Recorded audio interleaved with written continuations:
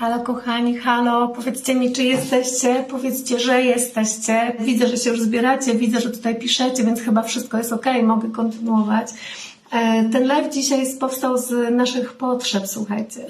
On się wyrodził sam. Ten live powstał w momencie, w którym już lata temu dostawałam takie pytania w gabinecie, a czym się różni biologia totalna od psychologii albo od psychoterapii? Też czasem zdarza się, że ktoś napisze maila, że ktoś napisze na Messengerze, że ktoś się właśnie jeszcze do dzisiaj o to dopytuje i pomyślałam sobie, okej, to chyba rzeczywiście wymaga takiego wyjaśnienia, podsumowania, opracowania. Nie ma czegoś takiego na polskim rynku. Nikt tego do tej pory tak może nie zebrał i poczułam, że może to będę ja, która zacznie ten proces, zacznę tą pracę. Może jeszcze ktoś przechwyci tą sztafetę, tą pałeczkę, może pociągnie to kiedyś po mnie gdzieś dalej, ale od czegoś trzeba zacząć. Skoro tutaj jesteście i skoro się zbieracie, to znaczy, że ten temat Was również interesuje, a głęboko wierzę, że to będą tysiące ludzi, które będą zainteresowane tym tematem, dlatego że zarówno psychologia, psychoterapia i dziedziny pokrewne tym naukom i metodom mają w tej chwili swój pik rozwoju, no i ten pik już trwa od dość dawna, w każdym razie na tyle długo, że w świadomości społecznej zdążyło się zakorzenić, że jeśli mamy jakiś problem ze sobą, cokolwiek to oznacza, to możemy pójść do psychologa, do psychoterapeuty, do gabinetu i się, kolokwialnie mówiąc, wygadać, choć tak naprawdę my wiemy, że to wygadanie to coś znacznie więcej, że możemy dostać profesjonalną pomoc, że możemy dostać tam jakieś wskazówki do pracy własnej, że możemy odnaleźć tam przyczynę tego, co się z nami dzieje. A biologia totalna jest metodą, która dopiero wchodzi w tą świadomość społeczną i owszem, ma już swoje osiągnięcia. Tutaj niedawno świętowaliśmy 15-lecie biologii totalnej w Polsce. Sama metoda ma ponad 40 lat i też mocno się rozwijała, natomiast do Polski przyszła pod koniec 2008 roku. W 2009 ja się do tego dołączyłam. To jest moje 14-lecie właśnie teraz, jeśli chodzi o pracę biologią totalną. I teraz słuchajcie, to jest tak, że biologia totalna również, można powiedzieć, ma swój pik. Pik zainteresowania, pik rozwoju tej metody.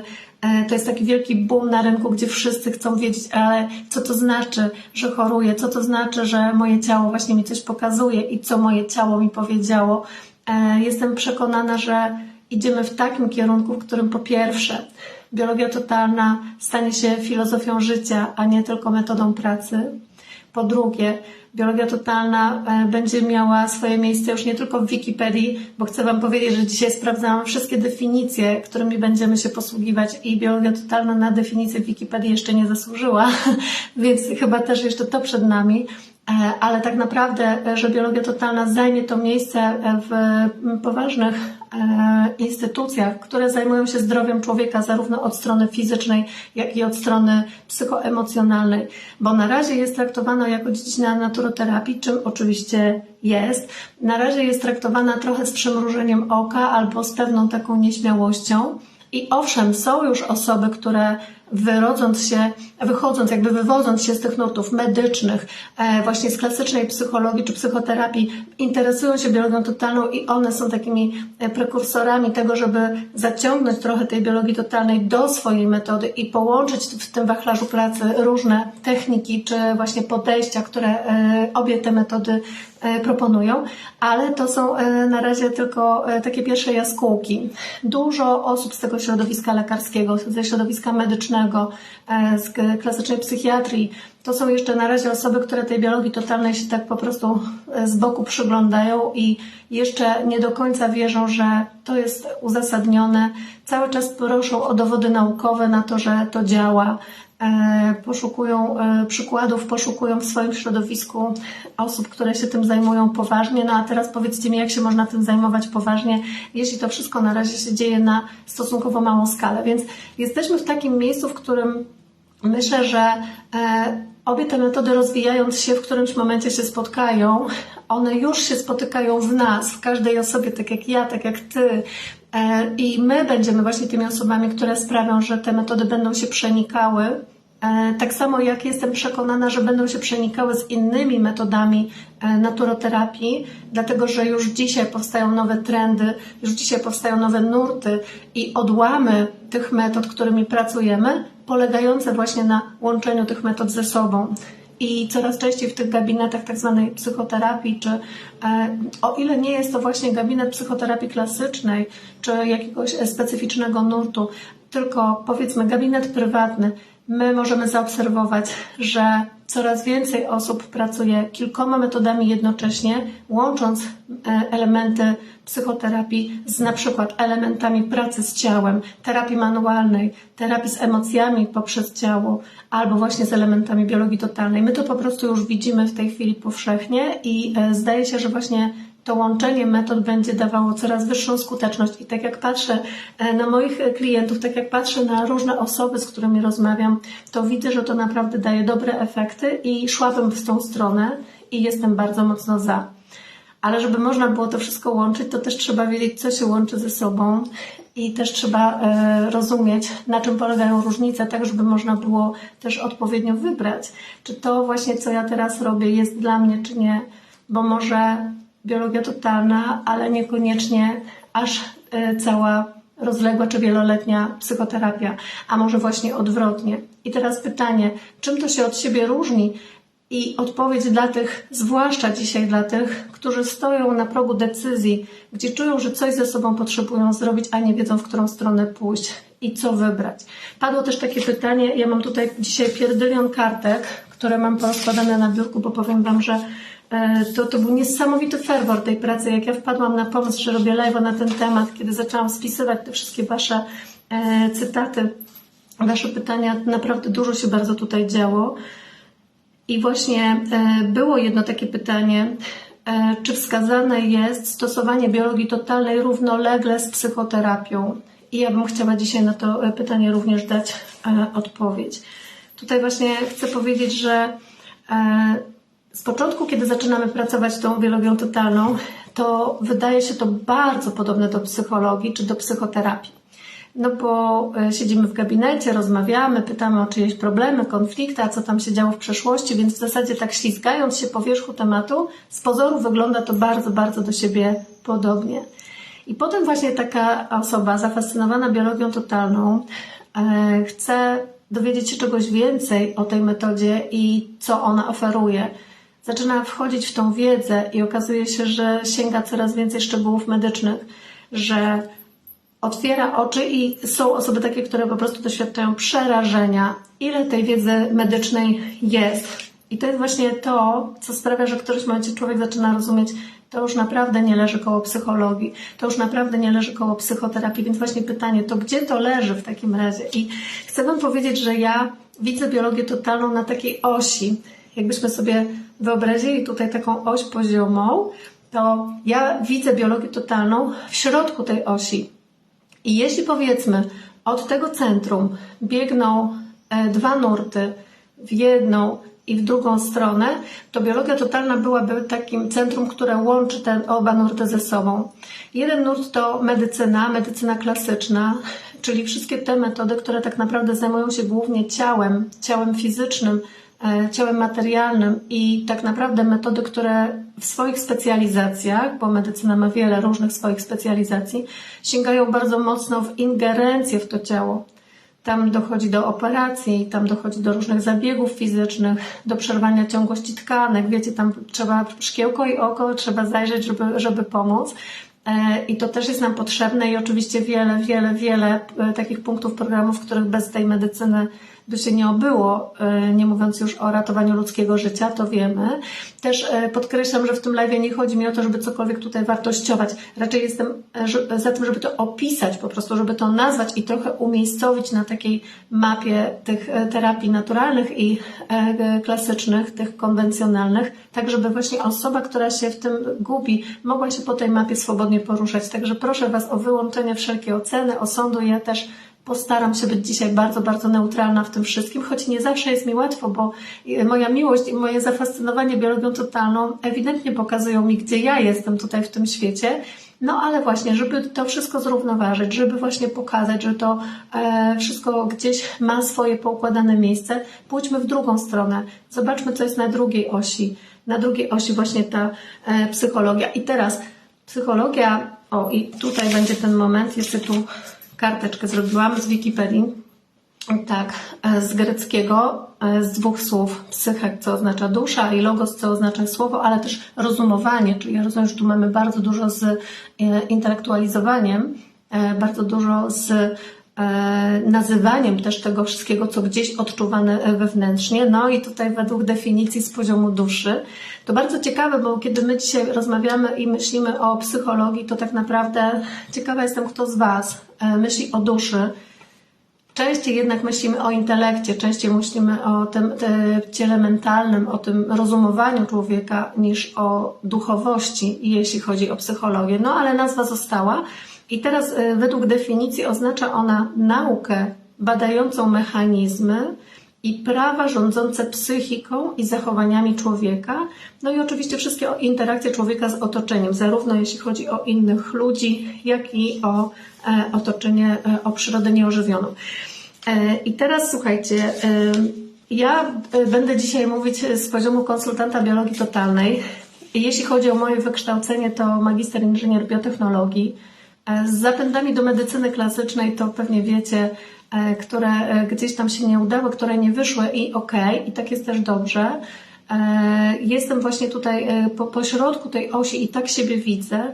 Natomiast trzeba podkreślić, nie jestem psychologiem, więc też zobaczcie, może być dzisiaj tak, że ja będę się wypowiadać też o psychologii, bo chcę złapać zarówno te wątki podobne, jak i różnice, ale ktoś będzie mnie łapał za słówka, albo ktoś będzie mnie łapał za jakieś drobne niuanse, dlatego że może jako psycholog wie więcej, czym psychologia się zajmuje i jak traktuje człowieka, i na pewno tak jest.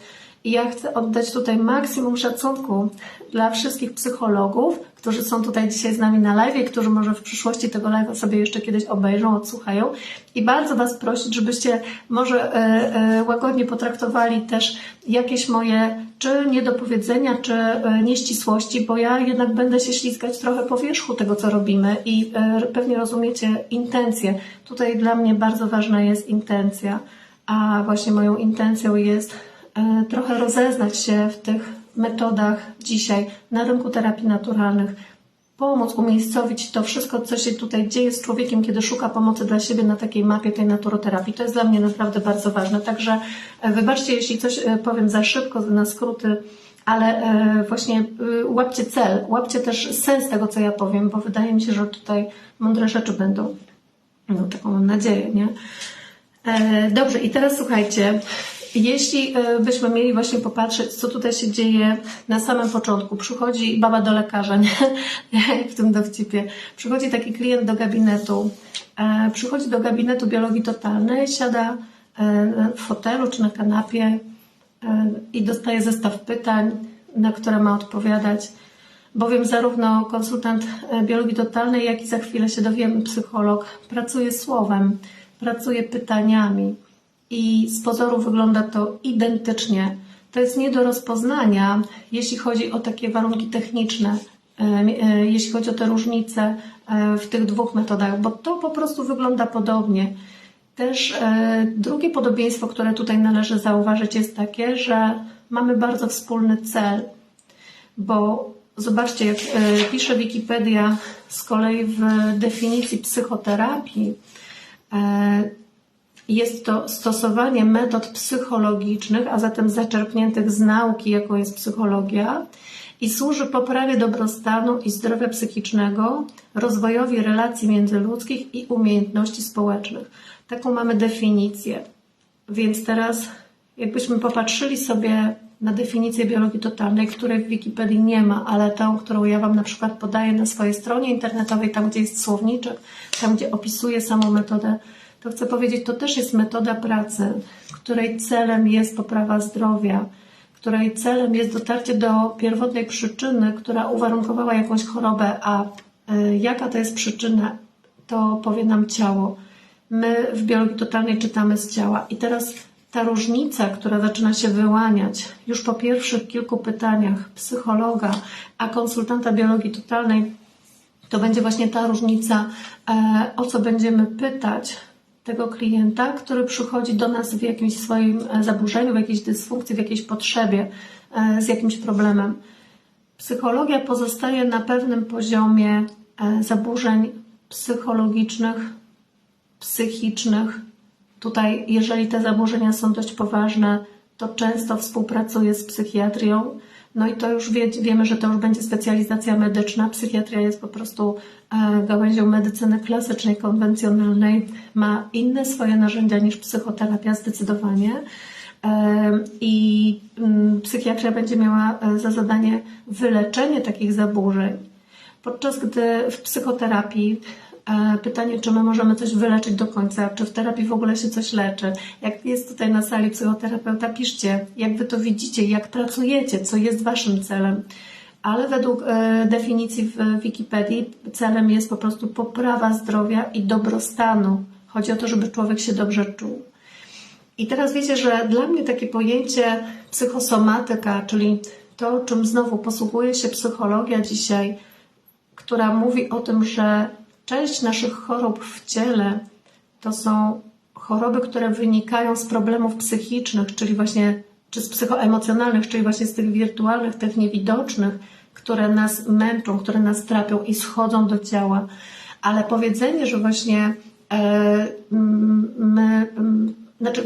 jakby wykorzystanie samej psychosomatyki bardzo często jest za mało precyzyjne do tego, żeby rozmawiając na ten temat pomóc sobie do końca w wyzdrowieniu fizycznym. I tutaj psychoterapia ma po prostu swój sufit. To są jej granice ewidentnie.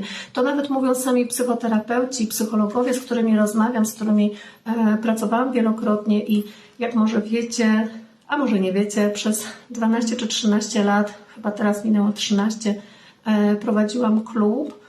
Taki klub superwizyjny osób pracujących z biologią totalną. To kiedyś miał swoją nazwę Klub Kuźnia Zdrowia.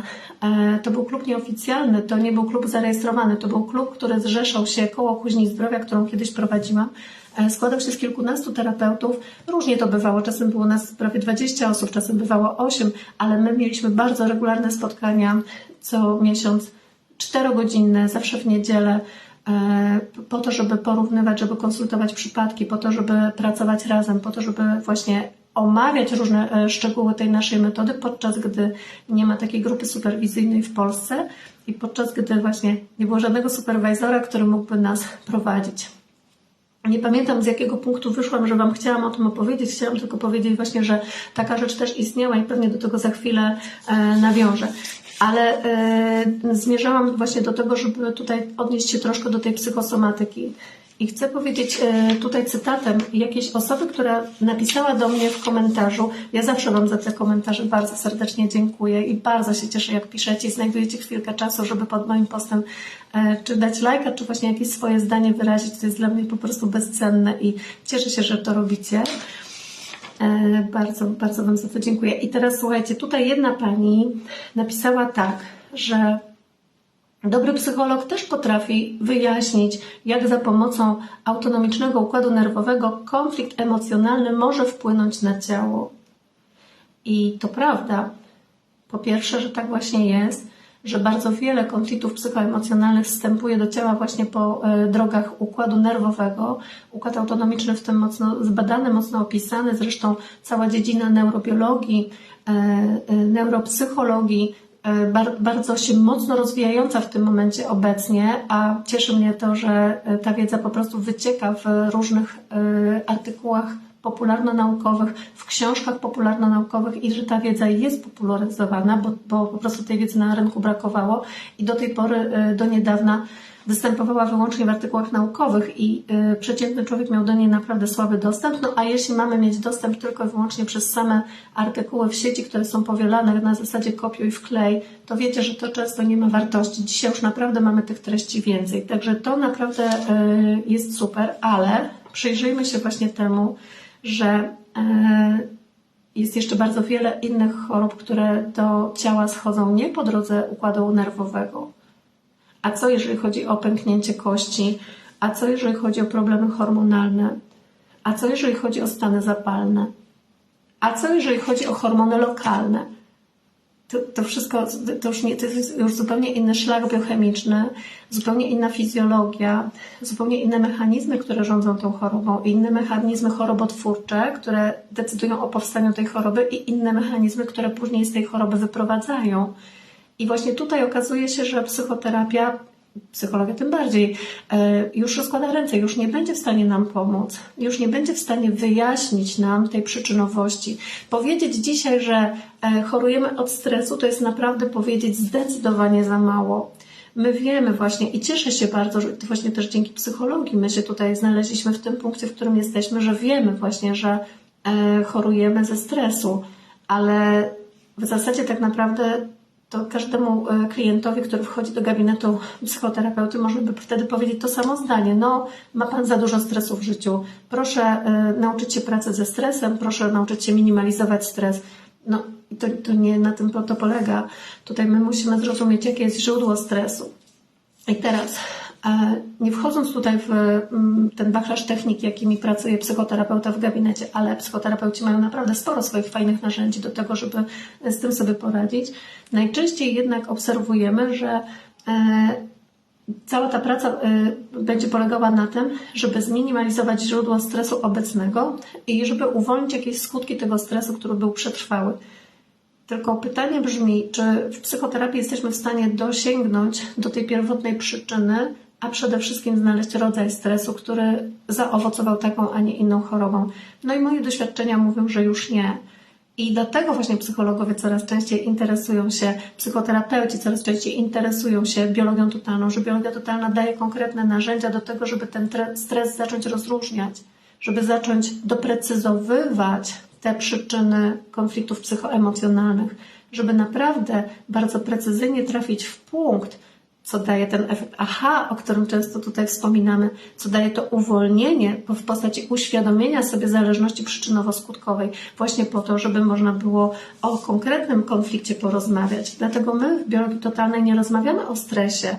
Wszyscy wiedzą, że to jest stres i oczywiście krzywa doktora Hammera, który tutaj zrobił swój wykres fazy aktywnej, fazy naprawczej, ten tak zwany DHS, to wszystko będzie odzorowane. Oczywiście przekroczenie pewnego poziomu normotonii da taki pik stresu w organizmie, że organizm będzie przeciążony. Oczywiście pójdą sygnały do mózgu, pójdą sygnały do ośrodków mózgowych, do układu nerwowego, ale tak jak mówię, później będzie to również działało lokalnie. Te sygnały z mózgu mogą być przekierowane do różnych tkanek albo do pojedynczych komórek lokalnie i po prostu choroba nam się wyświetli. I my musimy zrozumieć, jaki to był konflikt. My w biologii totalnej schodzimy dużo głębiej. Schodzimy do takiego poziomu biologii, który łączy nas ze światem zwierząt i schodzimy do takiego poziomu, w którym już nie zajmujemy się tylko i wyłącznie omawianiem i jakby radzeniem i szukaniem sposobów na radzenie sobie z bieżącą sytuacją, chociaż wiemy, że oczywiście zawsze, żeby móc zgasić skutki pożaru, najpierw trzeba ugasić ten pożar do końca i to jasna sprawa, tego nikt nie zakwestionuje. Ale wiemy też, że my potrzebujemy sięgnąć do pierwotnej przyczyny, która często miała miejsce w dalekiej przyszłości. I znowu tutaj właśnie, bo nie chciałabym, żeby ktoś mnie posądził o to, że ja coś zarzucam psychologom czy psychoterapeutom, ale no znowu to też tak możecie sami powiedzieć, że jak w każdym zawodzie znajdzie się i artysta, i rzemieślnik, że znajdzie się i specjalista, i konował, więc tutaj też macie pewnie swoje doświadczenia i możecie też na nich bazować. Kto trafił wspaniale i kto dużo zawdzięcza psychoterapii, ten na pewno będzie to wychwalał, bo czuje, że jest już gdzieś w innym miejscu, ale kto trafił źle, może po prostu nie zauważyć żadnej różnicy i po prostu uznać to za bezzasadne, żeby tracić pieniądze, żeby tracić czas, czy właśnie żeby się stresować. Także to też jeszcze jakby osobna kwestia. Znowu, to tak samo będzie w biologii totalnej. Też słuchajcie, ostatnio dostałam taką wiadomość na Messengerze. Pisze do mnie kobieta, że mąż ma wysokie nadciśnienie i czy ja mogę w czymś pomóc? No ona wie, że ja nie prowadzę konsultacji indywidualnych obecnie, no ale może mogłabym coś podpowiedzieć, bo mąż był na 10 konsultacjach biologii totalnej i to nie pomogło. I teraz co chcę powiedzieć? Chcę Wam powiedzieć z tego miejsca, gdzie mam za sobą ponad 7000 sesji zarejestrowanych. Ja mam wszystkie zeszyty, ja mam to wszystko skatalogowane, wszystko zapisane i być może gdzieś kiedyś z tego będą jakieś opracowania. Trudno mi powiedzieć, że naukowe, bo to może za duże słowo, ale może w postaci jakiejś książki, czy może podręcznika, nie wiem jeszcze, zobaczymy. Na razie to po prostu leży i czeka, aż gdzieś mi się ta koncepcja na opracowanie tego ułoży.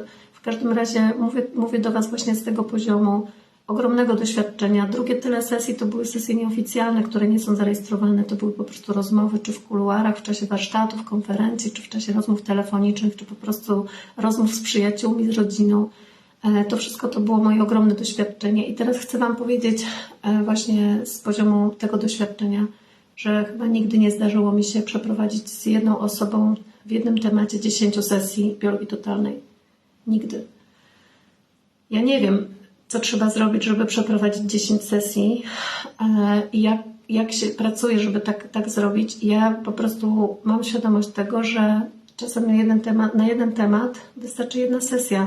Oczywiście czasem nie, czasem trzeba taką sesję powtórzyć, ponowić, bo czasem temat, z którym zgłasza się klient, jest dość rozbudowany i czasem jest tak, że jest wiele wątków, które trzeba złapać, bo ktoś znajduje się w takim kłopocie albo ma tyle różnych jednostek medycznych, tyle chorób naraz, że żeby się tym wszystkim dobrze zająć, no to trzeba się temu po prostu porządnie przyjrzeć, ale tak, żeby pracować z jednym tematem 10 sesji, to w ogóle nie jest nasza technika pracy, to nie jest ta metodologia.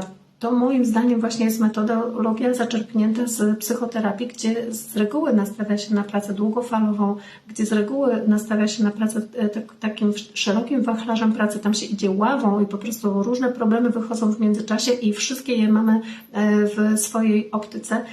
W biologii totalnej nie. Jeżeli ja jestem w stanie z kimś porozmawiać na temat jego problemu w czasie przerwy na konferencji, 10 minut i zadać 1, 2, 3 celne pytania, to jest wszystko, to jest cały czas, jaki ja mam dla takiego człowieka w danej chwili. To znaczy, że to wystarcza, to znaczy, że ja nie potrzebuję 10 sesji, to znaczy, że zakładając oczywiście, że człowiek podejmie te pytania, że jest zdolny do pracy własnej i że sobie później z tego zrobi użytek, bo to jest warunek konieczny do tego, żeby to zadziałało, to ktoś po prostu z takim pytaniem przychodzi do domu i po prostu sam z tym pracuje dowolnie długo. Więc teraz właśnie jak ktoś mnie pyta, ile sesji potrzeba na to, żeby zrobić jakiś temat biologią totalną, to chcę powiedzieć, nie ma jednoznacznej odpowiedzi na takie pytanie, ale ja nie znam sytuacji takich, w których więcej niż 5 sesji na dany temat byłoby naprawdę potrzebnych. I teraz tak, jeszcze chcę powiedzieć właśnie, że ta potrzeba pracy głębszej, tego właśnie, co robi biologia totalna, wyradza się również z faktu, w którym wiemy, bo dzisiejsza epigenetyka nam już to dowodzi. Coraz więcej naukowców o tym pisze szeroko, coraz więcej osób z tym po prostu pracuje już na co dzień. Wiemy o tym, że pod wpływem stresu, pod wpływem środowiska zewnętrznego nasze geny mogą być aktywowane albo mogą być wyłączane. Że tak naprawdę my nie jesteśmy zdeterminowani pulą genów, jaką posiadamy, dlatego że te geny same w sobie, to, że one są jakimś zapisem, jakimś nośnikiem informacji, jeszcze nic nie wnoszą. One dopiero wnoszą w momencie, w którym będą aktywne, w którym będą działać, bądź w którym będą wyłączone i okaże się, że my po prostu mamy jakąś dysfunkcję w związku z tym, że jakiś gen nie działa, że właśnie się nie uaktywnia i pytanie, dlaczego ten gen się nie uaktywnia. W momencie, kiedy epigenetyka nam o tym opowiada, my mamy możliwość uznać, że tych wątków takich, które się przyklejają do tej przyczynowości naszej choroby, jest znacznie więcej niż tylko właśnie ten wątek psychiczny. Stąd właśnie pokazuje, że ta dzisiejsza psychoterapia, dzisiejsza psychologia mocno się bardzo rozwija, ale właśnie w tym nurcie, w tym kawałku, który mnie interesuje najbardziej, włączenie świadomości tego, że ciało nam precyzyjnie pokaże konflikt, precyzyjnie pokaże stres, jest po prostu doskonałym kierunkiem pracy z klientem, dlatego że umożliwia z pomocą tych narzędzi, jakie ma psychoterapia, pogłębienie tej pracy. Oczywiście pracując czystą biologią totalną też osiągniemy ten efekt, ale znowu to zależy, co kto chce osiągnąć. Tutaj jakby zostawiam wybór zarówno terapeucie, jak i klientowi, który wybiera sobie konkretną specjalizację. I teraz tak, być może troszkę chaotycznie, być może nie, ale wy jak robicie notatki, ja wiem, że są osoby, które nawet z live'ów tutaj potrafią robić notatki, to może właśnie taka jedna strona, jedna taka osobna, gdzie są te podobieństwa i można sobie to wypisać, ale będzie druga strona i będzie ich dużo więcej, kiedy powiemy o różnicach. Bo tak jak powiedziałam, choć właśnie są te podobieństwa i choć na pozór wygląda to naprawdę bardzo podobnie albo nawet tak samo, to jednak na koniec okaże się, z racji tych wszystkich rzeczy, o których powiedziałam do tej pory, że to nie jest to samo, choć tak może wyglądać, bo pozory mylą. To, co jest podobne, to właśnie forma pracy, a więc pracujemy słowem, pracujemy pytaniami, pracujemy rozmową.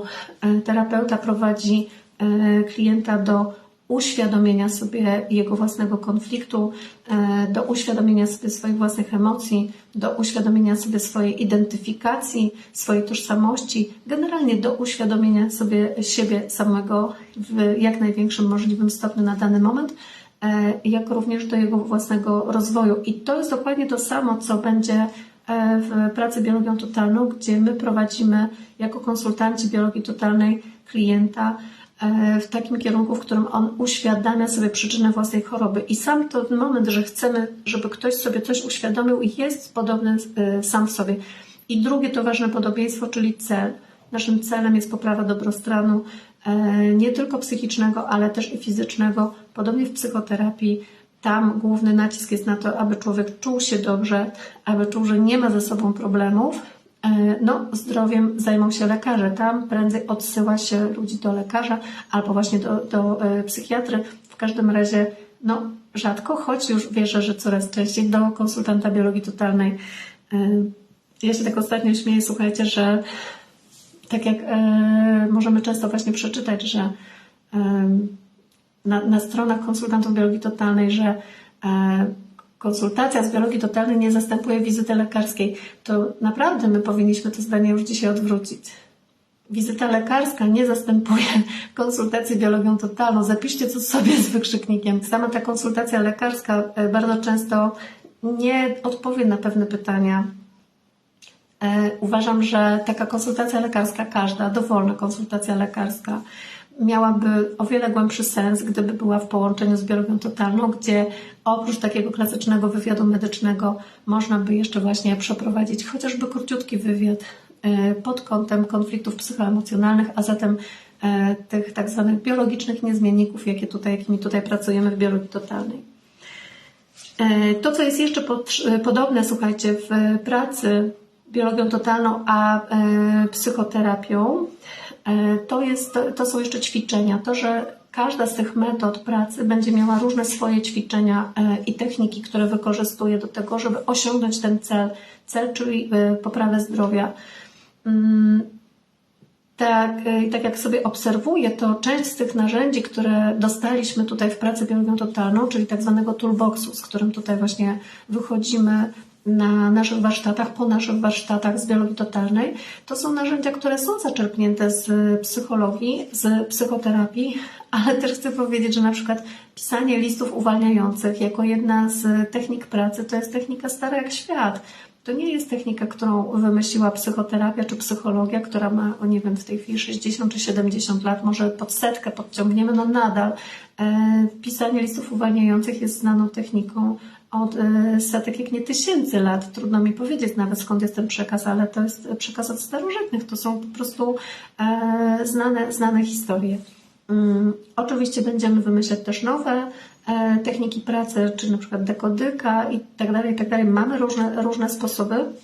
I to, że w ogóle używamy różnych narzędzi, będzie podobne samo w sobie, natomiast pewnie nie będą to do końca te same narzędzia. I jestem przekonana, że wachlarz narzędziowy będzie się bardzo zmieniał też w przyszłości, dlatego że w zależności od człowieka, który będzie pracował daną metodą, tam będzie do tego swojego kuferka narzędziowego dokładał różne narzędzia po swojemu, takie z jakich będzie chciał korzystać. Niektórzy dołożą może właśnie karty tarota medycznego, to o czym ja Wam czasem opowiadam i uważam, że są doskonałym narzędziem. Czy na przykład te karty terapeutyczne, 22 iskry życia, doskonałe narzędzie terapeutyczne. Niektórzy może właśnie pójdą trochę w tą stronę, a niektórzy właśnie może wejdą z jakąś metodą typu EFT, opłukiwanie, jakaś kinezjologia, któraś jej odmiana, czy właśnie praca praca z ciałem, to może być właśnie do połączenia. Być może to będą jeszcze jakieś inne techniki. Tutaj w zależności od nurtu psychoterapii, a tych nurtów też już jest bardzo wiele, te techniki, ta metodologia mogą się też trochę różnić. I w zasadzie tak naprawdę, jeśli chodzi o podobieństwa, to jest tyle. To są główne nasze, a należałoby przejść do różnic. Należałoby właśnie pokazać, czym się różni podejście psychoterapii do człowieka i do jego chorób w stosunku do podejścia biologii totalnej. I tak jak mówię, nie chcę, żeby to było tak odebrane, że ja coś wartościuję. Każda sroczka swój ogonek chwali, więc ja też jestem tutaj po stronie biologii totalnej i ewidentnie będę Wam mówić o tym, że to jest najlepsze. Nie mogłabym przecież inaczej, ale naprawdę, uwierzcie mi, nie chodzi mi o wartościowanie, chodzi mi o to, żeby tylko właśnie pokazać, że tam, gdzie czasem podejście psychoterapeutyczne nie wystarcza, tam biologia totalna śpieszy z pomocą. I mam tych doświadczeń naprawdę bardzo dużo i to dlatego właśnie jest tak, że to psychologowie interesują się biologią totalną dzisiaj, a nie konsultanci biologii totalnej psychologią. Tak, żeby ktoś poszedł w drugą stronę, to ja nie znam. Ale tak, żeby właśnie interesował się biologią totalną do tego, co robi, to tak. I nie tylko z racji czasu, że biologia totalna jest młodszą dziedziną nauki czy metodą tutaj na rynku. Myślę, że tutaj są też inne względy, które biorą w tym udział. I jeszcze jedna rzecz taka, którą bym chciała dzisiaj rozróżnić, tak żebyśmy się dobrze zrozumieli i żeby to ładnie doprecyzować, bo to jest też moim zamiarem dzisiaj na tym live'ie, to jest to, żeby podkreślić, że tak jak psychoterapia jako metoda pracy z człowiekiem, metoda terapii opiera się na psychologii, czyli na naukach, bo psychologia jest nauką, na badaniach naukowych, na badaniu mózgu najczęściej, najwięcej, bo z tego wynosimy, ale oczywiście tutaj też pewne procesy behawioralne, właśnie interakcje ze środowiskiem, budowanie więzi międzyludzkich itd., itd. To jest wszystko to, czym się zajmuje psychologia jako nauka, aby to katalogować, aby to obserwować, aby to wszystko gdzieś uśredniać, aby właśnie to przekazywać.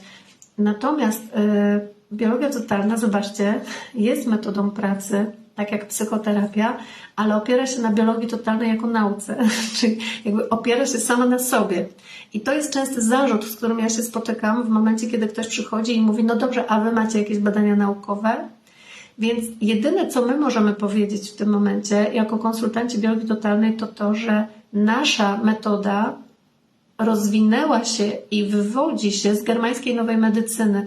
I parafrazując trochę ten układ między psychologią a psychoterapią, która się z niej wywodzi, można by powiedzieć, że u nas jest trochę tak, że jest germańska nowa medycyna jako nauka, która dała podwaliny samej metodzie, i biologia totalna, w różnych swoich nazwach oczywiście, jako metoda pracy na bazie wiedzy z germańskiej nowej medycyny. Ja to tak widzę i chcę powiedzieć, że to działa, dlatego że jakbyśmy popatrzyli sobie na germańską nową medycynę, która sama z siebie również nazywa się metodą pracy, a nie nauką, i to jest teraz ciekawe, bo to jest paradoks w stosunku do tego, co powiedziałam przed chwilą, to jednak zobaczymy, że tam jest bardzo mało narzędzi do pracy, tam jest bardzo mało technik, tam nie ma żadnych ćwiczeń, tam nie ma żadnych technik, tam generalnie chodzi wyłącznie o uświadomienie, czyli tam na bazie prac, no i ja bym powiedziała, że to w pewnego rodzaju są prace naukowe, chociaż dr Hammer, który był twórcą germańskiej nowej medycyny, był lekarzem, a nie naukowcem, ale on tworzył badania kliniczne, opracowywał te metody, całą metodologię tych badań, opisywał to. To były duże próby statystyczne, to było wiele lat, kiedy z tym pracował, więc ten jego dorobek jest przeogromny. Dlatego możemy powiedzieć, że to jest nauka. Ja uważam, że można tak powiedzieć. Jeśli się ze mną nie zgadzacie, to też szanuję Wasze zdanie, dlatego że być może w stosunku do pracy wielu naukowców, którzy spotykają się na swoich konwentach, na swoich konferencjach, na zjazdach dorocznych, w stosunku do różnych organizacji, no już nie powiem o WHO, które są nadrzędne, międzynarodowe, nad mniejszymi jednostkami, nad mniejszymi instytutami, które później właśnie nad czymś pracują. My po prostu w germańskiej nowej medycynie czy w biologii totalnej takich nadrzędnych instytucji nie mamy. My takich stowarzyszeń, takich dużych organizacji, które by nad tym czuwały, zrzeszały i te badania publikowały czy upowszechniały, nie mamy. I stąd nie możemy się z tym porównywać, nie możemy się równać i nie możemy się przymierzyć do medycyny konwencjonalnej, która, jeśli z tej strony spojrzeć, zawsze będzie miała nad nami przewagę. ale chcę Wam powiedzieć, to jest generalny, no nie wiem, kłopot czy konflikt, w każdym razie no na pewno jakiś temat w całej naturoterapii, dlatego że gdyby się chcieć przyjrzeć, skąd wywodzi się naturoterapia, do której ja zaliczam biologię totalną i germańską nową medycynę, choć germańska nowa medycyna ma bardzo dużo wspólnego z klasyczną medycyną, no to jednak właśnie nie jest uznana przez świat medyczny jako metodę leczenia człowieka. Wręcz nawet bym powiedziała, że jest nagonka na wielu lekarzy, którzy tymi metodami pracują i oczywiście w zależności od kraju te nagonki są większe i mniejsze, ale to na pewno historię znacie i ja już teraz do tego się nie będę odwoływać. I zgubiłam wątek, sekundeczka, bo mi poszło właśnie w tamtą stronę wątków, których nie chciałam zasilać zupełnie, jeśli chodzi o te nagonki. Ale byliśmy właśnie przy tych organizacjach, byliśmy właśnie przy tej naturoterapii, byliśmy przy tym właśnie, że my nie mamy tych organizacji takich, które by to wszystko gdzieś zrzeszały i zapisywały. To teraz wracam właśnie do tego wątku.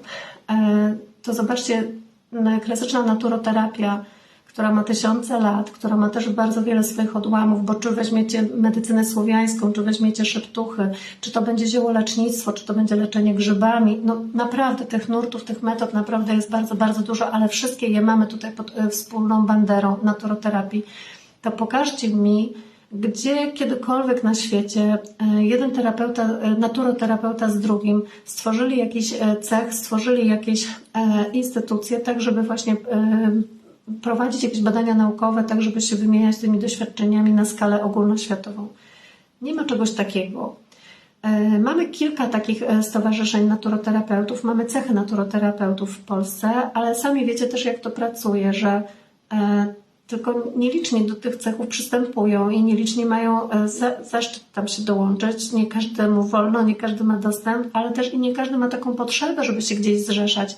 Dlatego, że wielu naturoterapeutów wywodzi się ze swojego lokalnego środowiska, gdzie pomagają pojedynczemu człowiekowi i to jest głównym celem ich zainteresowania, a nie łączenie się w jakieś instytucje, nie oddawanie energii właśnie tworzeniem jakichś stowarzyszeń. Powiem Wam to też z własnego podwórka, że ja miałam takie ambicje i miałam taki pomysł, żeby stworzyć Stowarzyszenie Biologii Totalnej w Polsce, żeby stworzyć jakąś fundację, która się tym zajmie, żeby ten nasz klub superwizyjny przekształcić właśnie albo w stowarzyszenie, albo w fundację, żeby pójść dalej, żeby właśnie stworzyć jakąś ogólnopolską organizację, która by zrzeszała konsultantów biologii totalnej, bo popatrzcie, dzisiaj mamy ich ponad 1000 tutaj na polskim rynku i dlaczego my nie jesteśmy razem? Dlaczego nie mamy żadnej agendy, dlaczego nie mamy żadnego rejestru, w który byłoby to wszystko wpisane? No właśnie dlatego, że po prostu jeszcze to jest nieuregulowane tutaj na tym rynku i nie wiem, czy kiedykolwiek będzie. Znowu, interesem, taką osią zainteresowania każdego z naturoterapeutów, a więc też i terapeuty biologii totalnej, może nie być zrzeszanie się gdzieś, tylko po prostu pomóc pojedynczemu człowiekowi. Natomiast lekarze mają to po prostu wszystko zorganizowane. Są po prostu podporządkowani konkretnym instytucjom, procedurom, mają nadane swoje numery identyfikacyjne. Każdy lekarz ma swój numer. Tam wszystko jest skatalogowane, wszystko jest wszystkim znane, wszystko jest wyświetlone i stąd mogą się brać statystyki. I teraz pytanie, czy jeżeli my właśnie w naturoterapii nie mamy takich statystyk, to czy to znaczy, że te metody nie działają? Czy tylko dlatego, że ja nie mogę powiedzieć, ile przypadków choroby Crohna albo choroby Hortona zostało objętych uwagą biologii totalnej przez wszystkich terapeutów, którzy pracują tą metodą na całym świecie, to oznacza, że ta metoda w przypadku tych chorób nie działa? No i wiecie, że działa, wiecie, że to nieprawda, że tak nie można powiedzieć, tylko po prostu chodzi o to, żeby zrozumieć, że tutaj są różne lobby, które mają swoje interesy w tym, żeby pewne rzeczy katalogować, segregować, wartościować tak, a nie inaczej. Albo w to wchodzimy, albo w to nie wchodzimy i ten temat trzeba tutaj moim zdaniem zostawić. Chodzi tylko o to, żeby mieć tego świadomość. Dlatego właśnie w momencie, kiedy zaczynamy rozmawiać z kimś, kto, no powiedzmy tak wyraźnie, atakuje samą metodę biologii totalnej, gdzie powiedzmy brakuje Wam argumentów, bo czasem przychodzicie do mnie i mówicie, to co ja mam na takie argumenty odpowiedzieć? To trzeba zrozumieć, że będą w ten sposób atakować, jeśli już to tak nazywamy, tylko i wyłącznie osoby, które jeszcze gdzieś mają dystans do tego, które mają swoje obiekcje, które tak naprawdę są do tego nieprzekonane i jedyne, co może ich przekonać, to ich przykład własny albo ewentualnie przykład jakiejś bliskiej osoby, która z pomocą zastosowania biologii totalnej wyszła ze swojej choroby i to im da do myślenia.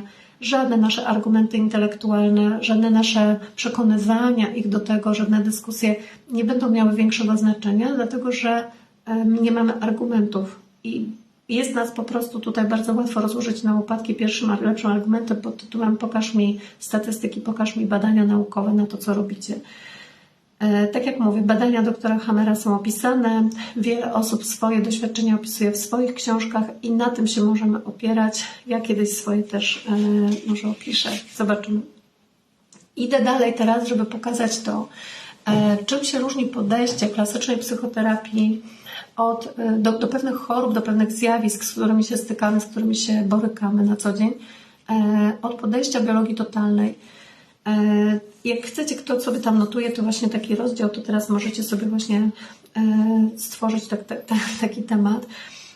Ja bym chciała zacząć od takiego porównania, gdzie takim dość sztandarowym przykładem tego, co głosi psychologia, jest zdanie, że kobieta wybiera sobie mężczyznę na swojego męża, takiego jak ojciec. Że idzie po takim wzorcu, w którym różne konflikty, które ma nierozwiązane ze swoim ojcem, to będą konflikty, które będzie później powtarzać przy swoim partnerze, przy swoim mężu gdzieś tam w przyszłości. I jest w tym pewien sens, chcę powiedzieć, natomiast biologia totalna głosi coś skrajnie odwrotnego, a mianowicie biologia totalna mówi, że kobieta wybiera sobie mężczyznę po tym, jakie ma nierozwiązane konflikty z własną matką. I jeśli temu się przyjrzycie głębiej, gwarantuję Wam, każdy, i to jest moje doświadczenie zebrane na naprawdę dużej puli statystycznej, każdy, kto się głębiej przyjrzał tej tematyce, zauważył ten wątek pod spodem, zauważył, że tam jest prawda, bo tak naprawdę tutaj będą dwie prawdy, bo jest prawda w tym, że my wybieramy sobie coś podobnego w swoim partnerze, co mieliśmy przy swoim ojcu. No ale słuchajcie, zestawić dwóch mężczyzn ze sobą, to jest od razu z definicji znaleźć wiele podobieństw. No, po prostu mężczyźni w swojej grupie są do siebie podobni, tak jak kobiety w swojej grupie w pewnych cechach są do siebie podobne, ale wiecie, to w ogóle jest taka zabawa, którą możemy sobie tutaj urządzać w nieskończoność pod tytułem weźmy dwie dowolne osoby na świecie i znajdźmy jakieś podobieństwa i znajdźmy jakieś różnice. To zawsze znajdziemy i podobieństwa i różnice, więc też nie w tą zabawę teraz gramy i nie o to mi chodziło, żeby się tak bawić, to nie na tym ma polegać. My mamy zrozumieć, że konflikty, o których mówi psychologia, konflikty, które przynosi nam nasz ojciec, które miałyby być taką bazą, taką kanwą do tego, żeby wybrać sobie partnera właśnie na bazie tych konfliktów, to są konflikty natury intelektualnej. I tak mogą być jakieś spory, ale jeżeli chodzi o to, co tak naprawdę jest największym konfliktem w parze, jeśli się przyjrzymy głębiej, to są zawsze nieuzdrowione, głębokie, emocjonalne konflikty, jakie mieliśmy ze swoją własną matką. Zobaczcie, to, czego dziecko potrzebuje na samym starcie, kiedy przychodzi na świat, to jest matka. Bo co ona zrobi? Ona po pierwsze otoczy tym swoim silnym ramieniem, da poczucie bezpieczeństwa, da ciepło, potem da cyca, w tym cycu jest mleko, więc wyżywi, wykarmi, zaspokoi głód, ale i pragnienie. No i oczywiście w tym pokarmie jest miłość, więc widzimy, że po prostu zaspokoi wszystkie potrzeby emocjonalne i fizyczne takiego małego oseska, wszystko to, co potrzebujemy dostać na starcie. I teraz, jeżeli ta mama jest czuła, jeżeli ta mama jest troskliwa, jeżeli ona daje tą miłość bezwarunkowo, jeżeli ona nie wkleja ze sklejką jeszcze jakichś tam dodatkowych swoich konfliktów, to my wyrastamy na zdrowe psychicznie osoby, na zdrowe społecznie i jesteśmy w stanie stworzyć zdrową relację z drugim człowiekiem. Niestety okazuje się, że bardzo często nasze matki były niewydolne, że one miały gdzieś jakieś swoje własne problemy czy dysfunkcje i coś nam w tej miłości rodzicielskiej dały, a czegoś nam nie dały i w tej więzi, którą my mamy, te dysfunkcje są zapisane. Okazuje się właśnie, że te wszelkie niedobory, to czego nie dostaliśmy od matki, jest do uzdrowienia właśnie w takiej postaci, że przyciągamy sobie partnera czy partnerkę, bo teraz ciekawa historia, a mianowicie, że partnerzy wybierają sobie partnerki również na tej samej bazie tego, co właśnie było nierozwiązane w konflikcie z mamą, że my przyciągamy do siebie właśnie tą osobę po to, żeby uzdrowić ten konflikt. I to, co dzieje się na poziomie intelektualnym, to nic w stosunku do tego właśnie, co było tutaj na tym bardzo fizycznym i emocjonalnym poziomie na samym starcie. Bo znowu, czego kobieta potrzebuje od mężczyzny, kiedy go poznaje? Potrzebuje ochrony. To jest to silne męskie ramię, to jest to, że kobiety lubią mężczyzn większych od siebie, żeby mogły właśnie czuć, że są zaopiekowane, że mogą się w niego wtulić, że on właśnie się nimi dobrze zajmie, że da im poczucie bezpieczeństwa, da im poczucie ochrony, że zadba o to, żeby wyżywić ją i rodzinę, że zaspokoi wszelkie pragnienia, że zaspokoi tą potrzebę miłości, troskliwości, czułości. To jest właśnie to, czego kobieta potrzebuje. I teraz, jeśli jesteś, i tu mówię do kobiet, w związku z partnerem, prześledź sobie teraz, co może być właśnie w takim niedoborze w tym Twoim związku, w tej Twojej relacji w tej chwili, czego Ci brakuje i czy to nie jest właśnie to, czego brakowało Ci przy matce. Gwarantuję Wam, że jest bardzo, bardzo dużo podobieństw, bardzo duży związek właśnie w tym. I tego psychologia nie uczy. Ja nie wiem czemu, nie wiem skąd się utarło tylko i wyłącznie właśnie opieranie to, że tutaj jest konflikt z ojcem. Tak jak mówię, te konflikty z ojcem są na wierzchu i to widać najprościej. A ciekawa historia, którą ja obserwuję, jest taka, że jeśli kobieta wychodzi za mąż ponownie albo któryś raz zmienia partnera, czy to raz w życiu, czy kolejny może, to właśnie jeśli przepracowała te konflikty z ojcem w pierwszym swoim związku, w pierwszym małżeństwie, to w następnym związku wyjdą właśnie jej te wszystkie historie, które miała nieprzerobione ze swoją mamą. I w kolejnych związkach będzie się to jeszcze docierało. Oczywiście to są już coraz drobniejsze sprawy. Każdy następny związek jest albo powinien być coraz lepszy i tam już tych konfliktów powinno być coraz mniej, o ile zostały już w jakiś sposób uświadomione i uwolnione, to wtedy właśnie tam już nic nie zostaje. Natomiast na pewno nie z tych konfliktów, które były z tatą, jeśli uwolnione, słuchajcie. Także zobaczcie, to już jest jakaś różnica. Teraz następny przykład chcę Wam podać. Co mówi psychologia na temat kolejności narodzin? Psychologia bardzo fajnie bawi się w to, żeby opisać, jak się zachowują jedynacy w rodzinie, jak się zachowuje kolejne rodzeństwo. Czytałam kiedyś taką książkę właśnie, nie pamiętam tytułu, ale tam dziecko 1, 2, 3, dziecko, które jest najstarsze, pełni pewne funkcje i niesie na sobie pewien ciężar oczekiwań swoich rodziców. Dziecko najmłodsze, które jest Beniaminkiem, które jest takie ukochane i jemu wolno wszystko i najczęściej mu się pobłaża. Tak, to jest bardzo trafny opis społeczny, to jest bardzo trafne, bo z poziomu behawioralnego to dokładnie tak wygląda i w tych systemach rodzinnych bardzo często jest to odtwarzane i powtarzane, jak właśnie też i to, że to dziecko środkowe jest najczęściej nijakie i bardzo często mówi się o problemach dziecka środkowego, czyli niech będzie to drugie albo może drugie i trzecie, jeśli w rodzinie było 4 czy więcej dzieci. I patrzymy wtedy właśnie na to, jakie są te cechy tych dzieci, które się rodzą w odpowiedniej kolejności, ale tylko właśnie na ten poziom behawioralny. Tymczasem, jeśli chodzi o biologię totalną, to dla nas takie kwestie w ogóle nie są konfliktem. To jest po prostu opis rzeczywistości i dopóki coś nie stanie się konfliktem, to tutaj w ogóle nie ma o czym rozmawiać. Biologia totalna się tym w ogóle nie zajmie. Nam jest wszystko jedno, jeśli chodzi o dziecko, w jakiej kolejności ono przyszło i jak ono się zachowuje w związku z tym. Szanujemy i wiemy, że będzie niosło pewne cechy, ale to w ogóle nie jest obiektem naszych zainteresowań. Natomiast co będzie obiektem naszych zainteresowań w biologii totalnej, to ta kolejność narodzin, która wynika z miejsca, jakie dziecko zajmuje w rodzie. Odpowiednio na swoim poziomie, w swoim pokoleniu, czyli właśnie to, że dziecko przychodzi na świat jako pierwsze, jako drugie albo jako trzecie, będzie odnosić go w swojej tej numeracji, w tych numerach urodzeniowych, nie mylić tego z numerologią, do kolejnych pięter w gałęziach drzewa rodowego wyżej, gdzie przodkowie również mieli nadawane swoje numery urodzeniowe i korespondencja między numerem urodzeniowym swojego przodka a mną jest przeogromnie ważna. I na to będziemy zwracać uwagę, dlatego że tam w grę będą wchodziły wszystkie poczęcia, niezależnie od tego, czy z tego poczęcia powstało tak zwane urodzenie żywe czy martwe. Przepraszam za terminologię medyczną, taką bardzo, bardzo obsceniczną w tym momencie.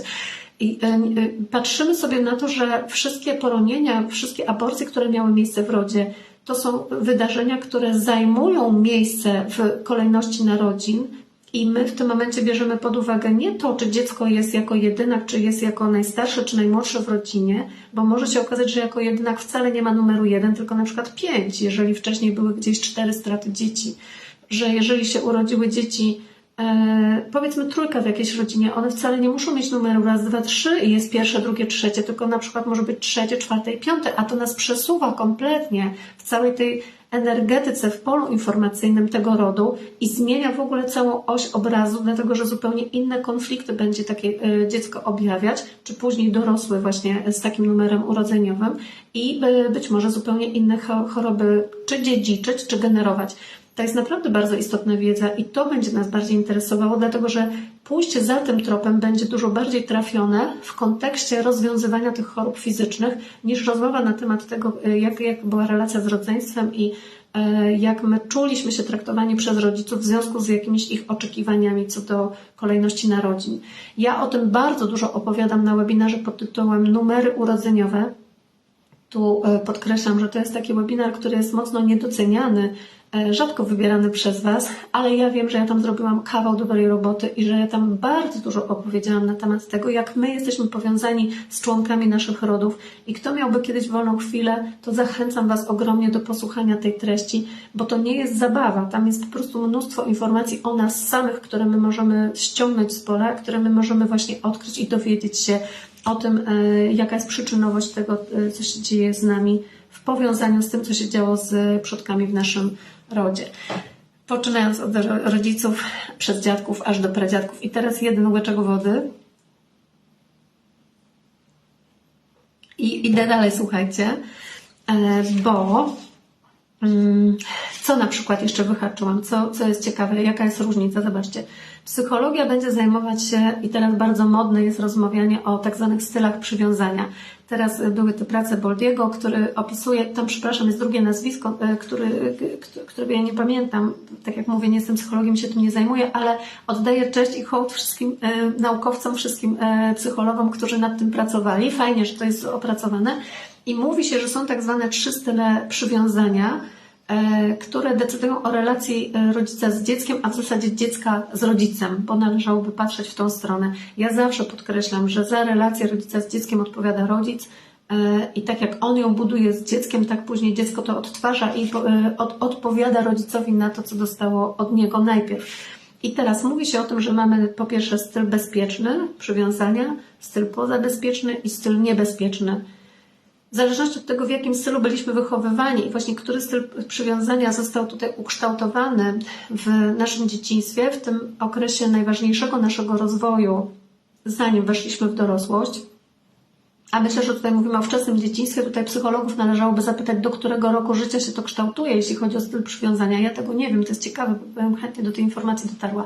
To teraz zobaczcie, my z poziomu biologii totalnej możemy zaobserwować, że tak, owszem, dziecko będzie w bezpiecznym stylu przywiązania i w zasadzie wtedy nie choruje, wtedy czuje się odnalezione w swojej tożsamości, ale też i w relacji ze światem, więc w zasadzie można powiedzieć, że zdrowo stawia granice, nie wchodzi w nierównowagę kata i ofiary, po prostu świetnie sobie radzi w relacjach społecznych i realizuje się w swoim życiu. No ale teraz pokażcie mi takie osoby, pokażcie mi, gdzie była taka klasyczna, bezpieczna więź przywiązania z rodzicem. No to chcę Wam powiedzieć, że ja naprawdę chyba nie znam żadnej takiej rodziny, gdzie byłoby tak super idealnie. Z reguły obserwujemy, że ludzie wychodzą z tej pozabezpiecznej więzi najczęściej, no a zdarzają się właśnie też te przypadki tej więzi niebezpiecznej, gdzie rodzic po prostu dziecku bezpośrednio zagraża. W tej więzi pozabezpiecznej my widzimy, że z jednej strony rodzic coś daje i po prostu to dziecko do siebie przywiązuje i ta więź ewidentnie jest, ale ona jest w jakiś sposób przekoszona i ona jest naznaczona, tak jakby nasączona pewnymi toksynami, pewną dysfunkcją rodzica, pewnym jakimś toksycznym podejściem rodzica do tego, co się tutaj działa, albo po prostu jakąś niedomogą, bo po prostu często jest tak, że rodzic z jednej strony towarzyszy dziecku, z drugiej strony je opuszcza, coś mu daje, ale z jednej strony można powiedzieć coś zabiera. Ja tutaj już teraz nie wnikam, jeśli Was to zainteresowało, to cieszę się, to po prostu odsyłam Was do literatury, poczytajcie sobie więcej na ten temat, natomiast chcę powiedzieć, że znowu w biologii totalnej posłuchamy tych informacji i zadam sobie pytanie, no i co?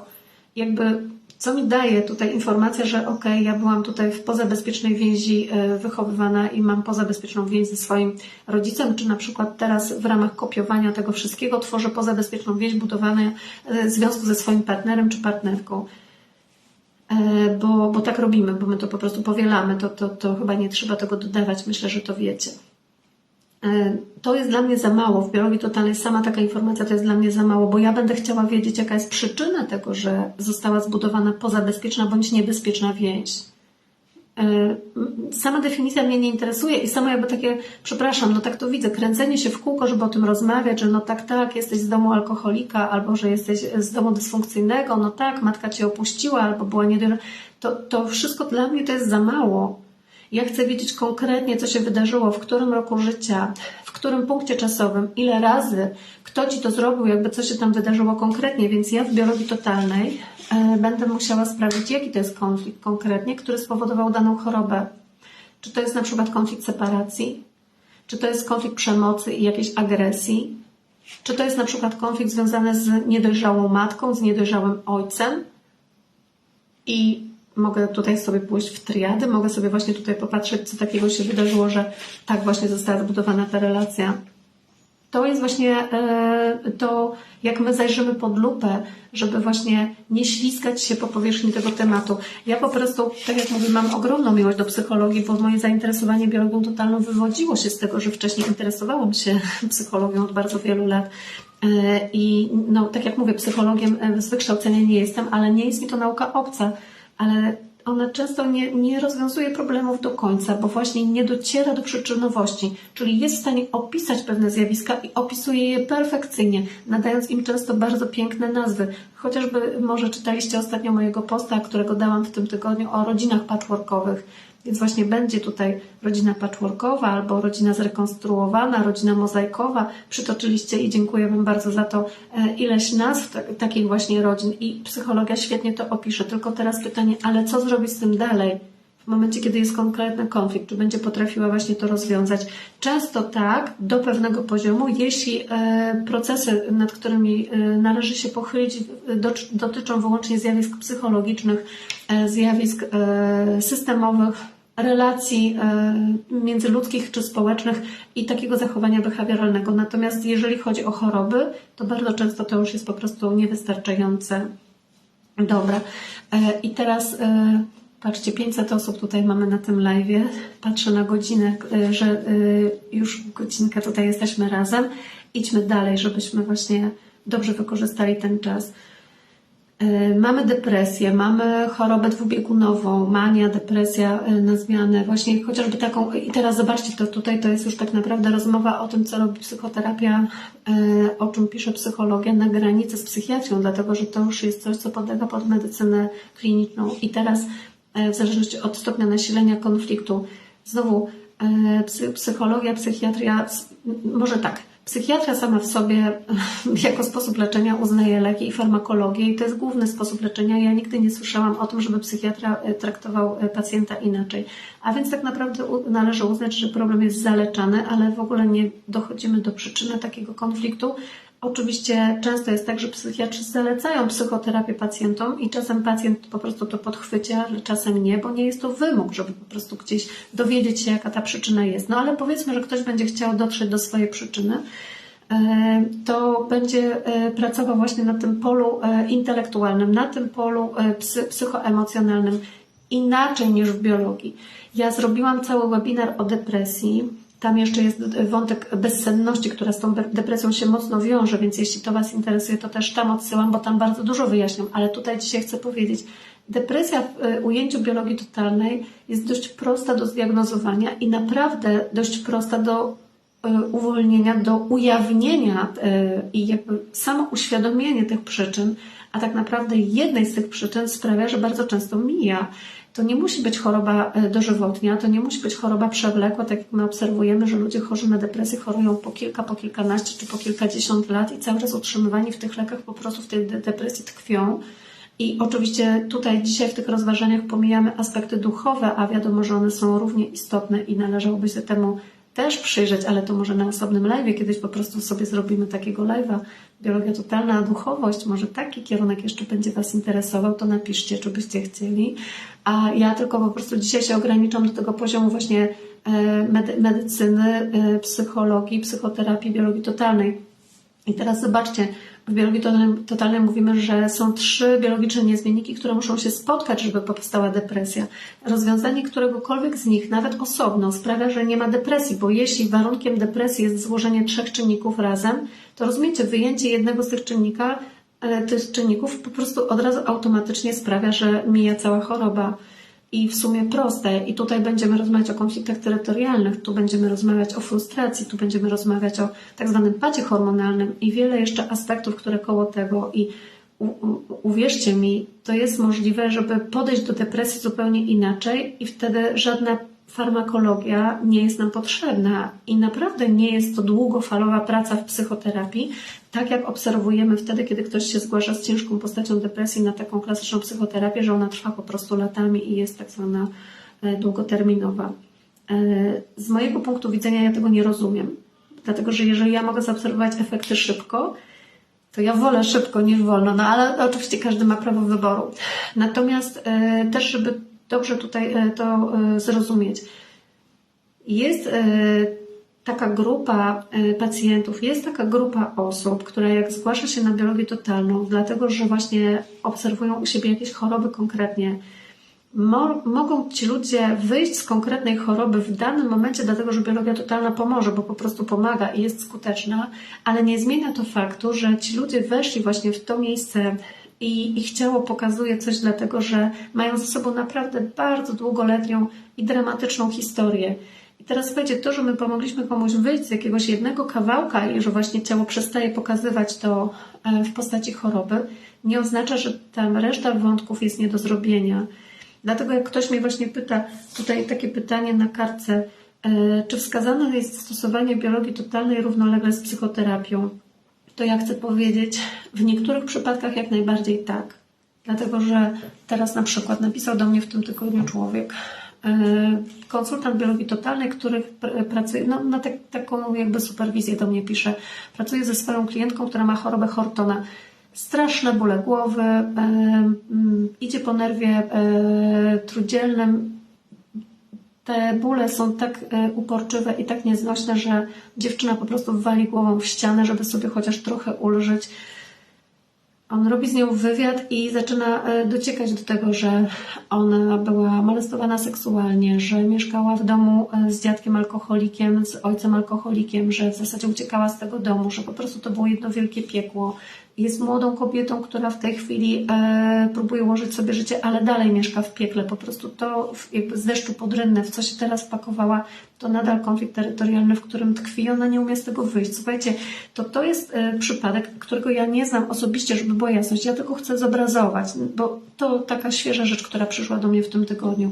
Ale gdyby właśnie chcieć porozmawiać dłużej i właśnie zgłębić ten temat, to jest taki przypadek, w którym widzimy, że prawdopodobnie ta osoba nie dostała wsparcia, ta osoba nie została pokierowana w swoim życiu od samego początku.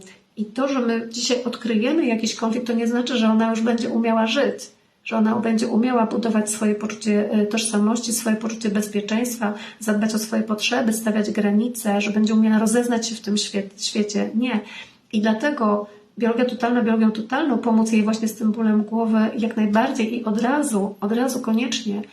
Ale to nie zmienia faktu, że włączyć w to klasyczną psychoterapię po to, żeby ona mogła stopniowo gdzieś dowiadywać się o sobie czegoś więcej, żeby mogła odżałowywać różne historie, żeby mogła uwalniać te emocje, żeby mogła docierać do tej przyczynowości różnych rzeczy, które w niej jeszcze dzisiaj, a takich naprawdę sporo. Dlatego w przypadku bardzo zaburzonych osób, w przypadku osób właśnie z tej grupy DDA czy DDD, osób dysfunkcyjnych, tak, ja bym zalecała klasyczną psychoterapię. Zresztą chcę powiedzieć, że patrząc na dzisiejsze społeczeństwo, to wydaje mi się, że chyba każdy powinien przejść przez psychoterapię.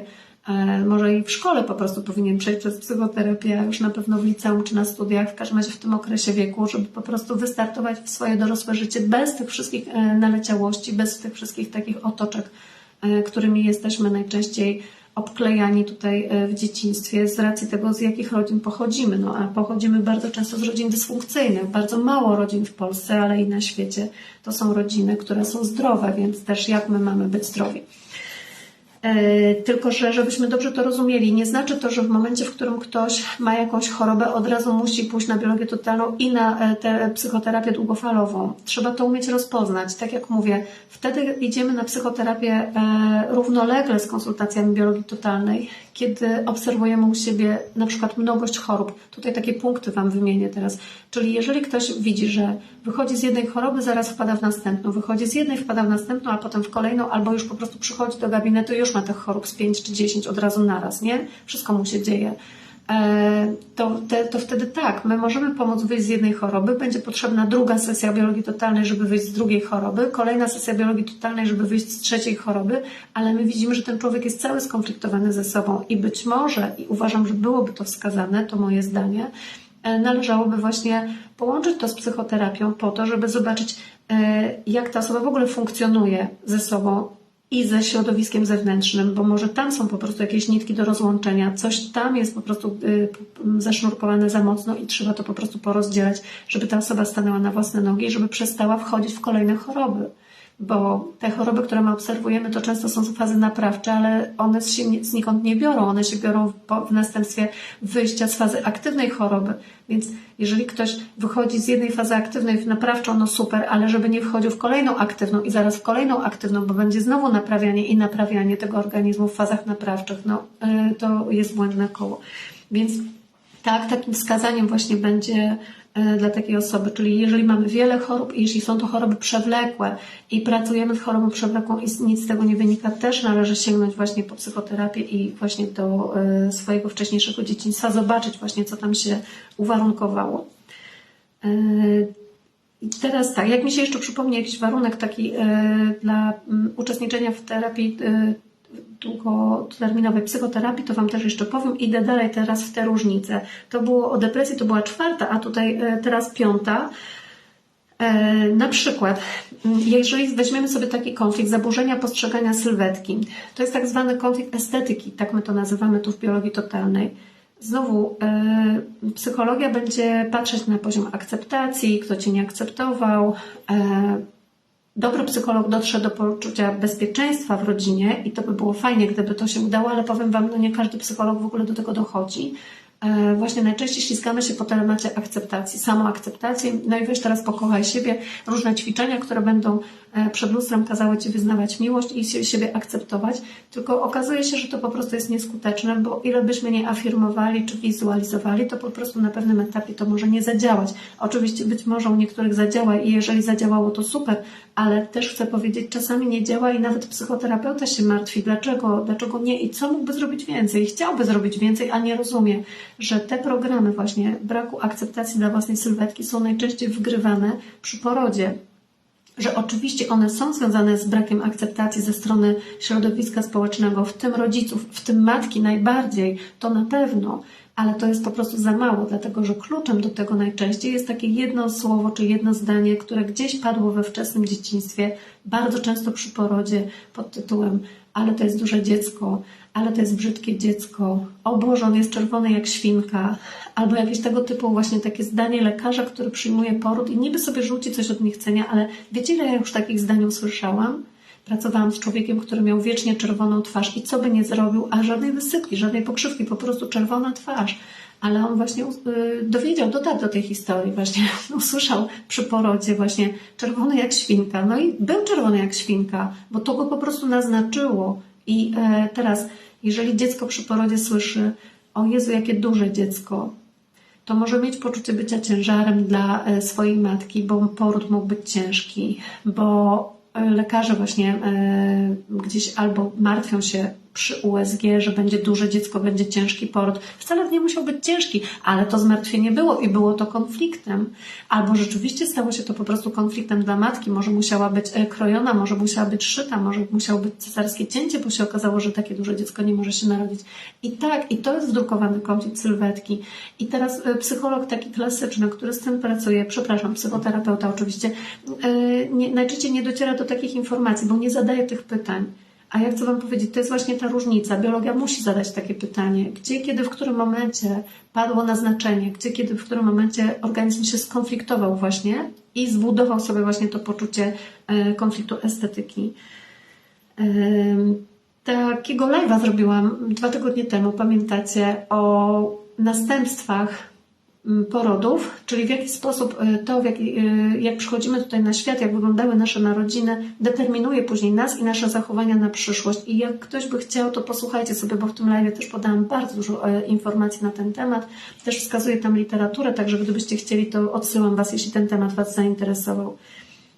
Ktoś tutaj też zapytał, czy na przykład dzisiaj powiem, i to będzie punkt 6, na temat narcyzmu, psychopatii, socjopatii, czy właśnie tutaj biologia totalna ma jakieś inne podejście niż psychoterapia. Tak, mamy inne podejście, bo my nie pracujemy z zaburzeniami psychicznymi i generalnie teoria mówi tak, że sama biologia totalna ma swoje klucze i ma swoją wiedzę na temat chorób psychicznych i mogłaby pracować z klientami z zaburzeniami psychicznymi.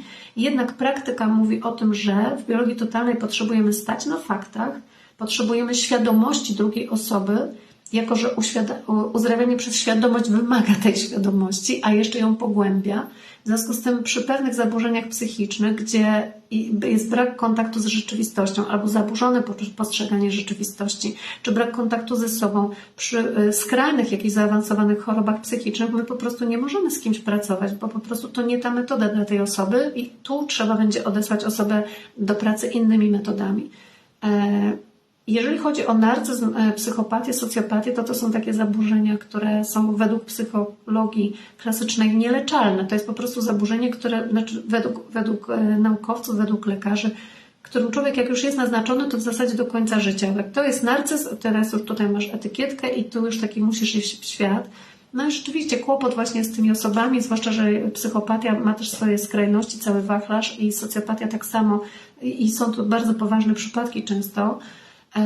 To są osoby, które właśnie nie czując empatii, nie mają potrzeby, żeby w jakikolwiek sposób się terapeutyzować, żeby dociekać do przyczyny swoich problemów, bo oni nie widzą swoich problemów. Tam nie ma problemów, więc nie ma czego leczyć. W związku z tym tak naprawdę i my możemy to opisywać, my możemy po prostu opisywać zjawiska i to, co na przykład ja zamierzam zrobić, to webinar o narcyzmie, właśnie w połączeniu z psychopatią, socjopatią, ujmiemy to sobie po prostu wszystko do jednego tematu, ale to będzie webinar dla osób, które funkcjonują z takimi osobami typu narcyzi. To będzie webinar dla osób, które może wyszły z takich związków, które uwolniły się z takich relacji, albo wyszły z rodzin, gdzie właśnie funkcjonowały wśród narcyzów, psychopatów, socjopatów i teraz chcą się nauczyć normalnie żyć, funkcjonować i właśnie wtedy pytanie, jak żyć i jak sobie pomóc. To tak, to na taki webinar już teraz Was zapraszam i to na pewno się odbędzie i może mi się uda to zrealizować już na jesieni, a bardzo bym chciała. Natomiast tutaj dodając tylko właśnie tą różnicę, że biologia totalna potrafi z tym pracować. Gdyby ktoś chciał z tym pracować i gdyby była taka możliwość, to założenie wtedy jest takie, że pracuje się tutaj na tak zwanych konstelacjach muszczku. To wcale nie jest praca tylko na polu psychiki, zaburzonej psychiki, tylko patrzy się na to, że to są po prostu 2 konflikty, które zdarzyły się, jeden z nich w prawej półkuli, a drugi w lewej półkuli muszczku. I zderzenie tych 2 konfliktów, które nadają, one są oba aktywne i one nadają po prostu na tych samych falach, na tych samych częstotliwościach w tym samym momencie i po prostu sprawiają, że po prostu te 2 konflikty się zderzają, one są przeciwstawne. To jest tak jakby leciały 2 piłeczki w swoją stronę i one się odbiją. Znowu muszą lecieć, bo znowu konflikt jest aktywny, będzie je cały czas wysyłał i one będą się cały czas odbijać. Jeżeli zaobserwowalibyśmy u człowieka tylko jeden z tych konfliktów, to on miałby pewne cechy. Jeżeli byśmy zaobserwowali u niego tylko jeden konflikt w drugiej półkuli, muszczku, akurat teraz mówimy o konstelacjach muszczkowych, ale są też konstelacje mózgowe i o tym sobie też kiedyś opowiemy, to wtedy przy jednym konflikcie w drugiej półkuli muszczku czy mózgu byłaby zupełnie inna obserwacja, zupełnie inna choroba, być może w ogóle choroba w ciele, a nie choroba psychiczna. Natomiast jeśli te 2 konflikty pojawią się w tym samym czasie, to jest niesamowita specyfika takich chorób, jest ich kilka, właśnie wynikających z tak zwanych konstelacji mózgowych czy muszczkowych. Jeśli te 2 konflikty zdarzą się u człowieka w tym samym momencie, to one właśnie doprowadzą do wypadkowej w postaci 3. choroby i nagle widzisz zupełnie co innego. Tak jak depresja, tak jak właśnie mania, tak jak choroba dwubiegunowa. To jest niesamowite zjawisko, dlatego że w tym momencie, wiedząc jak powstało narcyzm, psychopatia, socjopatia, my moglibyśmy pracować na każdym z tych konfliktów osobno, gdyby taka osoba chciała przyjść do nas do pracy, gdyby chciała z tym pracować. Na jednym z tych 2 konfliktów osobno i rozwiązując jeden z nich ten czy ten, prawy czy lewy, my po prostu wychodzimy w ogóle z całego konfliktu i jest wtedy naprawialny narcyzm, jest naprawialna psychopatia czy socjopatia. To tylko chodzi o to, że te osoby ze sobą nie pracują, bo są w tym konflikcie, a one są w tym konflikcie po to, żeby dbać o swoje poczucie bezpieczeństwa, bowiem gdybyście chcieli, i tutaj o narcyzmie tak konkretnie, to jest tak zwana konstelacja Buca. Buca, rozumiecie? My mamy do czynienia z tak zwanym bucem. To jest po prostu nazwa, terminologia, jakiej my tutaj używamy oficjalnie. A to jest właśnie coś, co powstało w chwili totalnego zagrożenia i najczęściej u bardzo małych dzieci. To najczęściej jest takie do 2., do 4. roku życia, to już późno. Naprawdę, malutkie dzieci mamy tutaj pod uwagę, gdzie one dostają komunikat o braku poczucia bezpieczeństwa z 2 stron, zarówno od ojca, jak i od matki. I jednocześnie w tym samym momencie jest komunikat, nie mogę liczyć ani na jedno, ani na drugie. I to jest coś, co sprawia, że te osoby się, ja to tak nazywam, otorbiają. To jest coś takiego, co sprawia, że po prostu odrzucają w tym momencie, można powiedzieć, miłość i ze strony ojca, i ze strony matki i one są po prostu samowystarczalne, muszą liczyć na siebie, żeby dać sobie tą resztkę poczucia bezpieczeństwa, jaką są w stanie utoczyć tutaj w tym życiu. No jakie to są te konkretne przypadki, to dzisiaj już nie możemy o tym rozmawiać, nie mam czasu, bo tu widzę, że czas leci, a jeszcze więcej Wam chcę powiedzieć, ale to możecie się domyślać czy poczytać. W każdym razie ten konflikt, kiedy jest jakaś przemoc, jest jakaś agresja ze strony ojca, dziecko idzie do matki, ale tam też doświadcza agresji i nie ma na kogo liczyć, to jest właśnie jeden z takich przykładów. Tak, takie osoby po prostu wyrastają później bez empatii, bo one tej empatii nie mogą wykształcać. W takich skrajnych przypadkach to jest po prostu niemożliwe, ale tak jak mówię, to jest do wyleczenia. Co jeszcze, słuchajcie, na przykład zaburzenia odżywiania i tutaj znowu jakaś anoreksja, bulimia, takie choroby. Znowu był webinar z mojej strony na temat zaburzeń odżywiania i ja tam opowiadam kilka godzin o anoreksji, bulimii, ortoreksji, bigoreksji. Jeżeli Was ten temat interesuje, to też pogłębiam tą wiedzę z psychologii o biologię totalną bardzo mocno i wyjaśniam, jak my to widzimy i znowu z tego można wyjść z tego dużo łatwiej niż to, co ja obserwuję na co dzień, co trwa po prostu latami całymi, co wymaga terapii w izolacji szpitalnej itd. Zupełnie inaczej na to patrzymy. No to są konflikty matki, to są konflikty braku bezpieczeństwa, ale to są konflikty wywołane dysfunkcją w triadzie rodzinnej, gdzie tak naprawdę należy się przyjrzeć temu, co dzieje się między ojcem a matką najbardziej, a dopiero w drugiej kolejności, co się dzieje między matką a córką, ewentualnie synem. Bardzo rzadko tutaj to dotyczy chłopców, ale też i dlatego o tym wspominam. Co my możemy jeszcze tutaj powiedzieć? Na przykład zaburzenia typu określane przez psychologię jako DDD, DDA. Teraz ostatnio pisałam tego posta o rodzinach patchworkowych. Właśnie znowu psychoterapia będzie skupiać się tutaj na tym, jak wyprowadzić człowieka z dysfunkcji funkcjonowania w takich systemach do normy. Jak po prostu poprawić budowanie relacji społecznych, jak poprawić relacje z samym sobą. Ale najczęściej jest tak, że właśnie na tym skupia się najbardziej, nie docierając do przyczyny tego, dlaczego ktoś jest tak dysfunkcyjny. A my będziemy patrzeć, co się wydarzyło konkretnie, jeśli tu mówimy o rodzinie alkoholowej, skąd alkohol w rodzinie, jakie są sytuacje, które doprowadziły do alkoholizmu, bo alkoholizm sam w sobie też jest przecież chorobą, która ma swój biologiczny niezmiennik, a zatem swoją przyczynowość, co tak naprawdę sprawiło, że do rodziny wszedł alkohol i sprawił uzależnienie itd. To wtedy jest takim rodzajem dotarcia, to tak jak właśnie przecięcie węzła gordyjskiego. My nie próbujemy tych sznureczków tutaj odsupływać i to każdego jakoś wysuwać osobno, tylko po prostu bierzemy miecz i to po prostu rozcinamy, koniec. Tak działa biologia totalna. Dlatego ja widzę ogromne różnice w podejściu do chorób, chociaż właśnie, tak jak mówię, i takie można traktować czy psychoterapią, czy biologią totalną, to jednak jeśli to są choroby, zwłaszcza jeżeli to są choroby w ciele, to ja uważam, że biologia totalna ma tutaj zdecydowaną przewagę. W psychoterapii po prostu ślizgamy się po temacie i nie docieramy do przyczyny. Dlatego, że tak jak mówiłam, to nie jest tylko i wyłącznie praca na neurologii. To nie jest tylko i wyłącznie praca na autonomicznym układzie nerwowym. To jest praca na innych mechanizmach i tutaj psychologia często o nie zahacza. Nie zarzucam tego, tylko po prostu każdy ma swoją specjalizację i nie można wszystkiego, ale można łączyć metody i to do nas należy, gdzie idziemy, do kogo po pomoc i jaką metodę ze sobą będziemy łączyć. I teraz tak, patrzę sobie, co jeszcze bym chciała Wam dodać dzisiaj.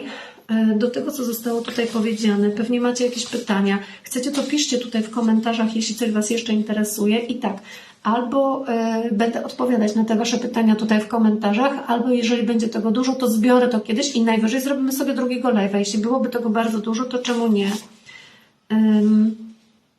I właśnie tutaj odpowiedziałam na pytanie, jakie przyszło do mnie w jednym z komentarzy, jak pogodzić biologię totalną z terapią nerwicy czy z terapią depresji. Tak jak wspomniałam, z jednej strony trzeba nauczyć się funkcjonować samemu ze sobą i budować relacje społeczne, ale z drugiej strony dotrzeć do praprzyczyny i tu biologia totalna koniecznie. Dobrze, tutaj już mam odhaczone, tutaj mam odhaczone. I teraz tak... Jaka jest jeszcze różnica? Ale tutaj bym przeszła do takich różnic technicznych, bo pokazałam Wam takie podejście, bym powiedziała właśnie psychologiczno-biologiczne do różnych chorób, że inaczej z tym pracujemy, ale to, co jeszcze jest tutaj takim źródłem mojego zainteresowania, to jakie są różnice techniczne w tej pracy w biologii totalnej w stosunku do psychoterapii jako metody pracy z człowiekiem. I jedna właśnie z takich różnic jest taka, że my w biologii totalnej tutaj nie mamy żadnej superwizji. I tu jak ktoś by chciał nam coś zarzucić jako konsultantom biologii totalnej, to bardzo łatwo może.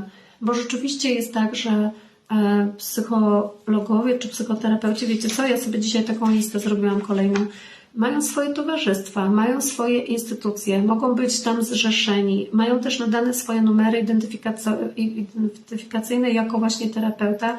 Gdyby cokolwiek poszło nie tak, to klient, pacjent czy jakiś zaprzyjaźniony albo niezaprzyjaźniony terapeuta z zewnątrz ma prawo to zgłosić i jest cała jakaś nadrzędna grupa superwizyjna, która będzie sprawdzać, czy dany terapeuta dobrze pracuje, dobrze wykonuje swoją pracę, czy może wyszedł z jakiegoś kanonu tego zawodu.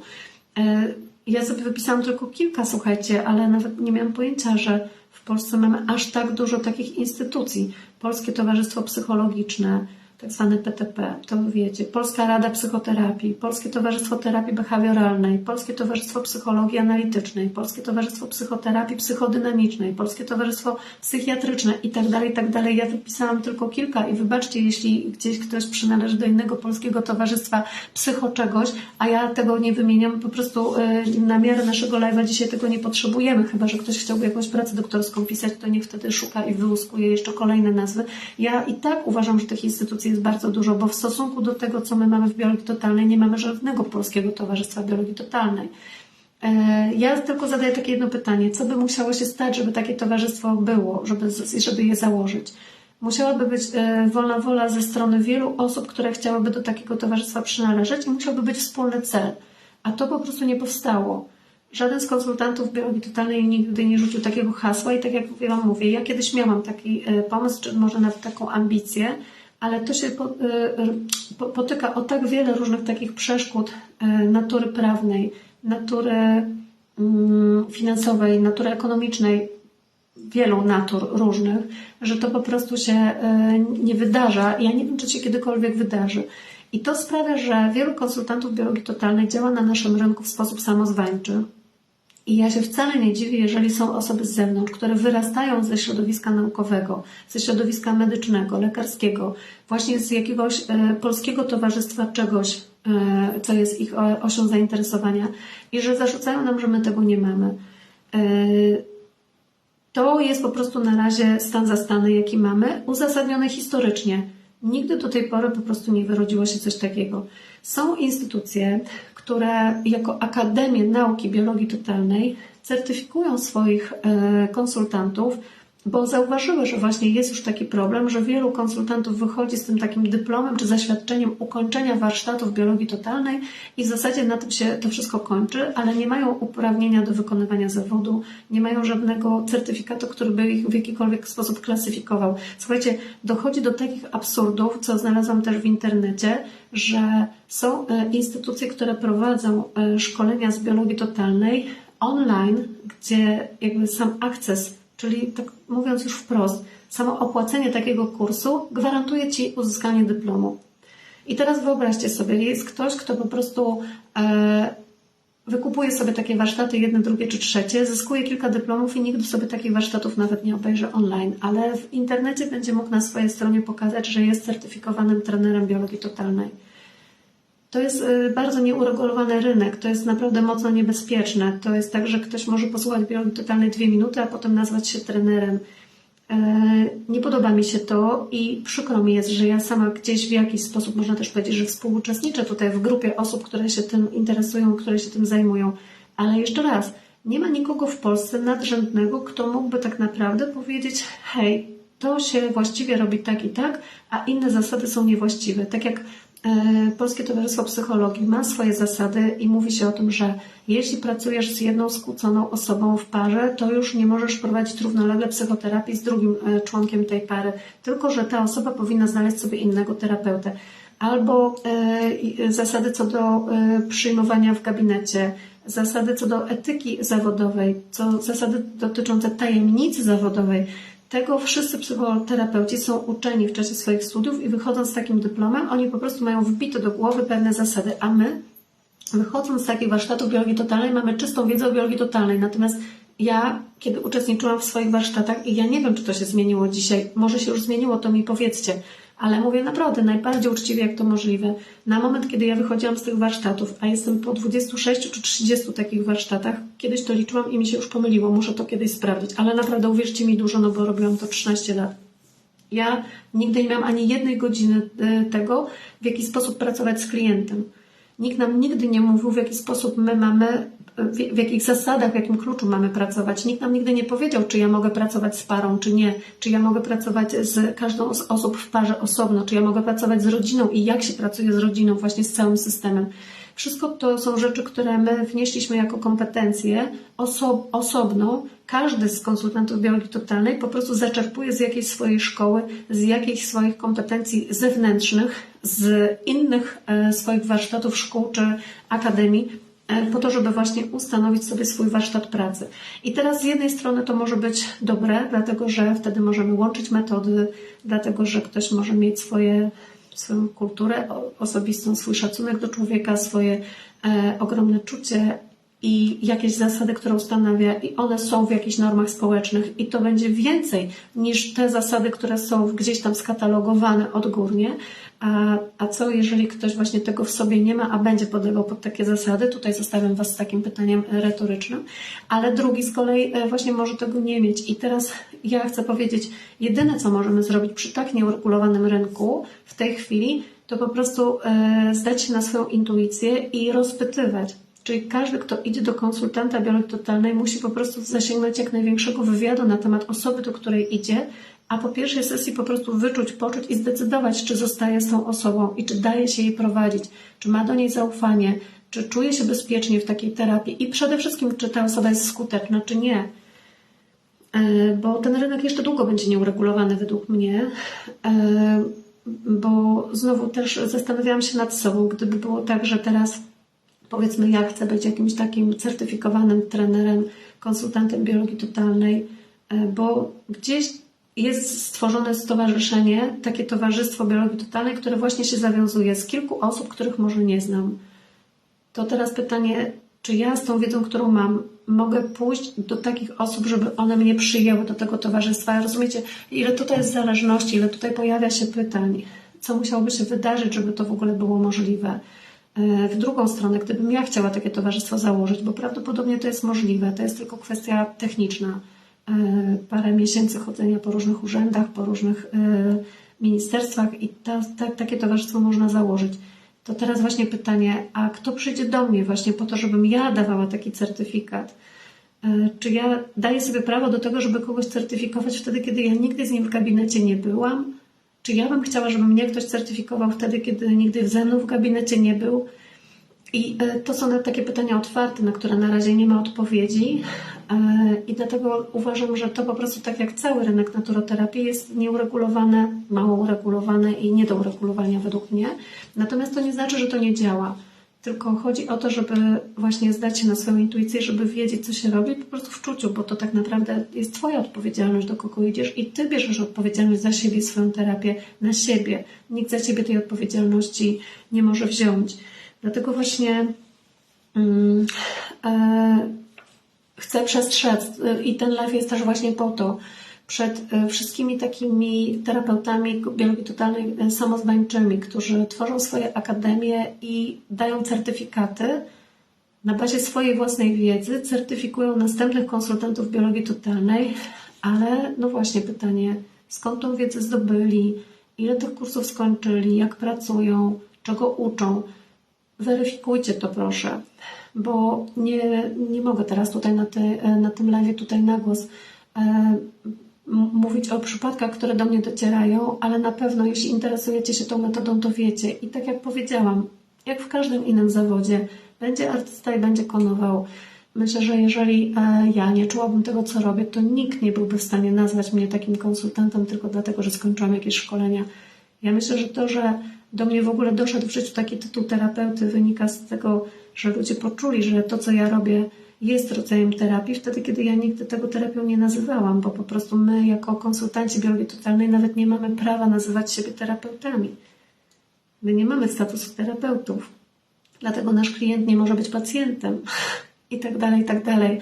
Na wiele takich aspektów zwracam uwagę, dlatego jeśli ktoś potrzebuje certyfikowanego, dyplomowanego terapeutę, to rzeczywiście bardziej dobrze by było dla niego, żeby poszedł do klasycznego psychoterapeuty czy psychologa właśnie po to, żeby czuć się bezpiecznie, jeżeli dla niego to jest ważne. Tak, są wtedy instytucje, które go będą certyfikować, dyplomować i tak wtedy te dyplomy będą wisiały na ścianie. Jeśli ktoś tego nie potrzebuje, wtedy ma może większy wybór. Trochę smutno mi o tym mówić, tak trochę mi niewygodnie o tym mówić, ale ja lubię być wobec Was uczciwa i jestem w tej chwili uczciwa do bólu.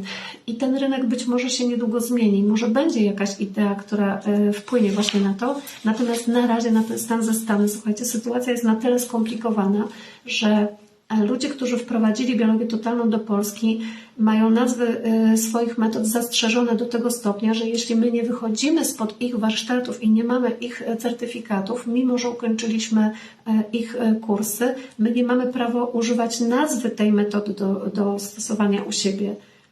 A więc zobaczcie, jaki paradoks, to jest po prostu już absurd, w którym jesteśmy w tym momencie, dlatego tyle nazw na biologię totalną tutaj na rynku. Zauważcie, psychogenealogia jest odmianą w ogóle dziedziną tutaj też w psychologii klasycznej, ale na przykład psychobiologia, biopsychologia, totalna biologia, a biologia totalna, uzdrawianie przez świadomość, co tam jeszcze? W każdym razie to psycho dodajemy do różnych jakichś takich fragmentów z bio w tych członach po to, żeby tworzyć kolejne nazwy, po to, żeby uciec od tego, że jeden terapeuta biologii totalnej oskarży nas o to, że pracujemy na jego nazwie. To jest absurd, słuchajcie, to jest chory świat. Ten świat, słuchajcie, też powinniśmy uzdrawiać, uważam. To jest moje zdanie i dobrze, że to jest live. Ja się czuję w tej chwili, jakbym stała tutaj w Londynie na jakiejś mównicy w parku i właśnie miała prawo wygłaszać swoje zdanie. Od tego jest właśnie live. A Wy proszę odnieście się do tego po swojemu.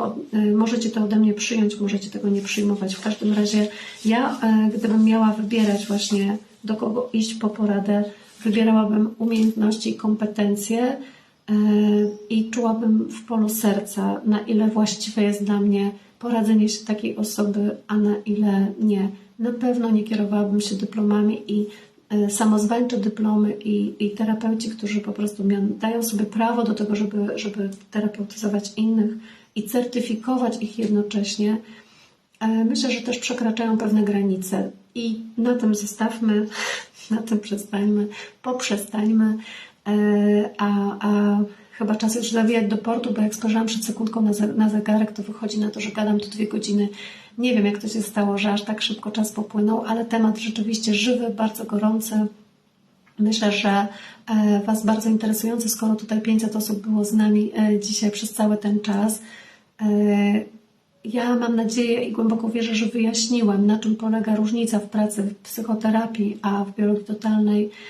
Pokazałam Wam podobieństwa, pokazałam Wam, jak to się ma na mapie tych wszystkich metod naturoterapeutycznych i chcę Was dzisiaj zostawić w takim poczuciu rozeznania, w takim uporządkowaniu tego, oraz takiej refleksji nad decyzją własną, w którą stronę idę, co mnie bardziej pociąga, która metoda pracy własnej, co mnie bardziej interesuje, kiedy wybiorę psychoterapię, a kiedy wybiorę biologię totalną dla siebie. Chcę, żebyśmy mieli świadomość wyboru, żebyśmy mieli poczucie wolności wyboru, bo to jest najwięcej, co może człowiek tutaj w życiu osiągnąć, czyli właśnie wolność. Kiedy masz wiedzę, kiedy zrobisz z niej właściwy użytek, możesz osiągnąć swoją wolność. Kochani, z tym Was dzisiaj zostawiam. Dziękuję za Waszą obecność, dziękuję za Waszą wyrozumiałość, za Waszą miłość i odwzajemniam z miłością i światłem, kochani.